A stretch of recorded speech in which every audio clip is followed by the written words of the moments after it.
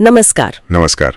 आज हम quantum physics की एक बहुत ही अजीब और दिलचस्प गुत्थी पर बात करेंगे। हाँ। तरंग कण द्वैतता। हाँ। यानी वेव पार्टिकल ड्युअलिटी।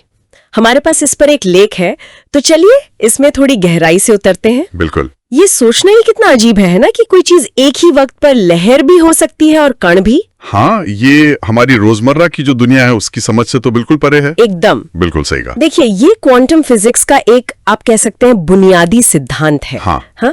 आसान भाषा में अगर कहें तो जैसे प्रकाश है, हाँ। फोटोन या फिर इलेक्ट्रॉन जैसे बहुत छोटे कण, हाँ। वो कुछ सिचुएशंस में यानी कुछ हालात में लहरों जैसा बर्ताव करते हैं। अच्छा। और कुछ दूसरे हालात में कणों जैसा। कमाल है। और सबसे गजब की बात यह है कि उनका बर्ताव इस पर निर्भर करता है कि हम उन्हें देख या नाप कैसे रहे हैं। हाँ, और ये कोई नई बहस नहीं है। जैसा आपने कहा, अगर इतिहास देखें तो न्यूटन और हाइगेंस के बीच रोशनी की प्रकृति को लेकर सालों तक बहस चली थी। कोई कहता था कण है, कोई कहता था तरंग। सही कहा। न्यूटन का मानना था कि वो कणों की धारा है और हाइगेंस कहते थे कि नहीं, ये तरंग है। काफी पुरानी बहस है ये। फिर आइंस्टाइन आए। हाँ, फिर 1905 में आइंस्टाइन आए और उन्होंने फोटो इलेक्ट्रिक प्रभाव की जो व्याख्या की, उसमें उन्होंने बताया कि प्रकाश असल में ऊर्जा के छोटे छोटे पैकेट से बना है, जिन्हें फोटोन कहा गया। बिल्कुल, फोटोन।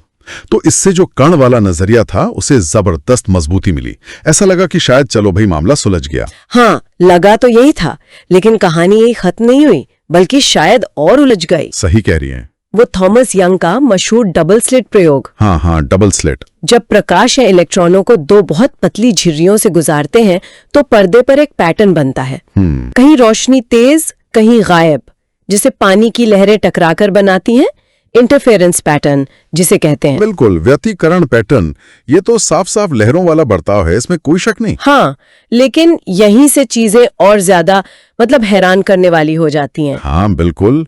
इस प्रयोग का सबसे अहम पहलू है पर्यवेक्षक प्रभाव या ऑब्जर्वर इफेक्ट। अच्छा, वो क्या है? जब वैज्ञानिक ये पता लगाने की कोशिश करते हैं कि भाई ये इलेक्ट्रॉन आखिर किस झिर्री से गुजरा है, हाँ, तो वो जो लहरों वाला इंटरफेरेंस पैटर्न था ना, वो गायब हो जाता है। क्या गायब? हाँ, पर्दे पर बस दो पट्टियां दिखती हैं, जैसे कि कण सीधे सीधे चले गए हों। एक मिनट, मतलब सिर्फ ये जानने की कोशिश करना कि कण कहां से गया, हाँ। उसी से नतीजा बदल जाता है। क्या मतलब है इसका? क्या कण को पता चल जाता है कि उसे देखा जा रहा है? देखिए, ये बहुत अच्छा सवाल है।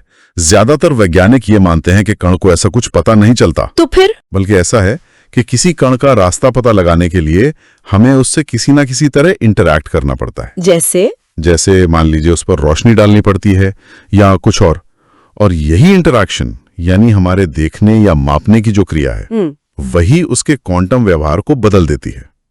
वो उसे लहर की बजाय कण जैसा बर्ताव करने पर एक तरह से मजबूर कर देती है। मतलब देखने का मतलब ही है दखल देना। वाह, ये तो सचमुच दिमाग घुमा देने वाली बात है।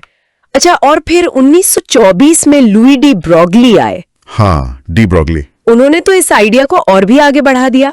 उनका कहना था कि सिर्फ प्रकाश ही नहीं, बल्कि इलेक्ट्रॉन जैसे जो पदार्थ के कण हैं, उनमें भी तरंग प्रकृति होती है। बिल्कुल, मतलब हर चीज में। क्या मतलब हर चीज में? मुझ में, आप में? हाँ, एक स्तर पर हाँ। उनका कहना था कि हर पदार्थ कण एक तरंग से जुड़ा है। ये तो और भी ज्यादा क्रांतिकारी सोच थी उस वक्त। जाहिर है। हाँ, और ये सिर्फ एक थ्योरी नहीं रही। अच्छा, साबित भी हुआ। बिल्कुल। 1927 में डेविसन और जर्मन नाम के वैज्ञानिकों ने प्रयोग किए और उन्होंने दिखाया कि इलेक्ट्रॉन भी विवर्तन दिखाते हैं। डिफ्रैक्शन, यानी वो किनारों से टकराकर मुड़ जाते हैं। हाँ, ठीक वैसे ही जैसे लहरें मुड़ती हैं।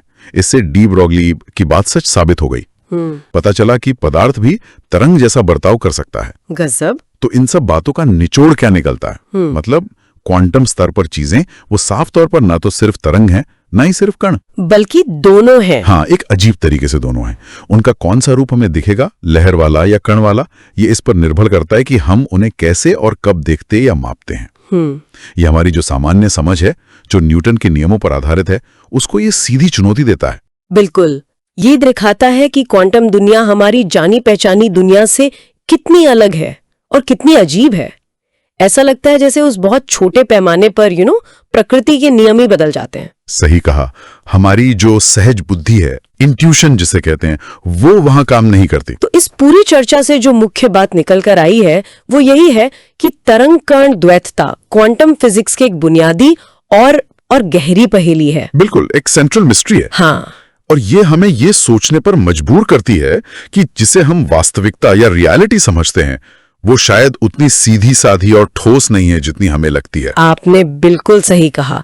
ये क्वांटम स्केल पर हमारी जो रोजमर्रा की सोच है, हमारी जो क्लासिकल समझ है, उसकी सीमाओं को दिखाता है। और ये भी उजागर करता है कि वास्तविकता को समझने में हमारे अवलोकन की, यानी हमारे देखने या मापने की क्रिया की भूमिका कितनी अहम हो सकती है। हाँ, ऐसा लगता है कि हम सिर्फ बाहर से देखने वाले दर्शक नहीं है, बल्कि किसी न किसी तरह से उस नाटक का हिस्सा भी है जिसे हम देख रहे हैं। बिल्कुल, हम सिस्टम को प्रभावित करते हैं। और लेख हमें इसी गहरे सवाल के साथ छोड़ जाता है ना। हाँ, कि क्या वास्तविकता का कोई एक निश्चित, कोई एब्सोल्यूट रूप है जो हमारे देखने या न देखने से बदलता नहीं, या फिर वास्तविकता हमेशा इस बात पर निर्भर करती है कि हम उसे कैसे देख रहे हैं, कैसे माप रहे हैं। ये एक बहुत गहरा दार्शनिक सवाल भी बन जाता है। हाँ, ये एक ऐसा सवाल है जिस पर वाकई आगे भी सोचने की जरूरत